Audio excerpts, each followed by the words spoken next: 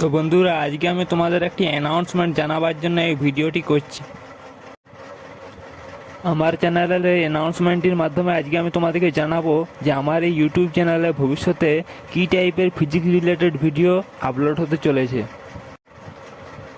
তো চলো বন্ধুরা, এবার টপিকে আসা যাক। আমি তোমাদেরকে এর আগের ভিডিওতে সিলেবাসটি ক্লিয়ার করেছি। তোমাদের WBBSCর যে ক্লাস 11-এর ফার্স্ট সেমিস্টারের সিলেবাস, সেটাতে ফার্স্ট চ্যাপ্টারটি হচ্ছে ফিজিক্যাল ওয়ার্ল্ড অ্যান্ড মেজারমেন্ট এবং সেকেন্ড চ্যাপ্টারটি হচ্ছে কাইনমেটিক্স। এই দুটি চ্যাপ্টারই প্রথমে আছে, কিন্তু আমি এটা শেষে ক্লিয়ার করাবো। এই কনসেপ্টগুলি আমি শেষে ক্লিয়ার করাবো, তারও কারণ আছে।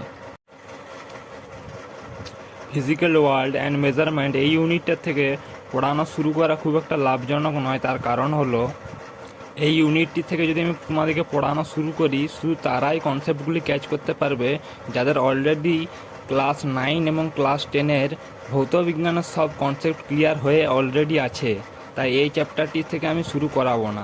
আর এই কাইনমেটিক্স যে ইউনিটটি আছে, এই কাইনমেটিক্স ইউনিটটিতে বেশিরভাগ ভেক্টরের অঙ্ক আছে। আর ভেক্টরের অঙ্ক তোমাদের ক্লাস 11-এ নেই, ক্লাস 12-এ আছে। তাই এই যে কাইনমেটিক্স ইউনিটটি আছে, সেটার থেকে পড়ানো শুরু করাও খুব লাভজনক নয়। তোমাদের WBBSC বোর্ডের ক্লাস 11-এর ফার্স্ট সেমিস্টারের যে মোস্ট ইম্পর্ট্যান্ট যে দুটি ইউনিট আছে, সেই দুটি ইউনিট হলো ল অফ মোশন এবং অপরটি হলো ওয়ার্ক এনার্জি অ্যান্ড পাওয়ার। এই দুটি ইউনিট সম্বন্ধে যারা তোমরা পড়াশোনা করেছো ভালোভাবে ক্লাস 10-এ এবং ক্লাস 9-এ, তারা অলরেডি কিছুটা ধারণা আছে তাদের, এবং যাদের নেই তাদের দ্বারা আমি কনসেপ্ট ক্লিয়ার করিয়ে দেবো। আমি শুরুতে এই দুটি ইউনিট থেকে করব, কিন্তু আমি প্রত্যেকটি প্রতি 5টি ইউনিটই আমি তোমাদের শেষ করব পড়িয়ে। এই দুটি ইউনিটের মধ্যে যে কোনো একটি ইউনিট থেকে পড়া শুরু করলে তোমাদের পড়ার ক্ষেত্রে লাভজনক হতে পারে। তাই আমি এই দুটি ইউনিটের মধ্যে যে কোনো একটি ইউনিট থেকে পড়ানো তোমাদের স্টার্ট করব।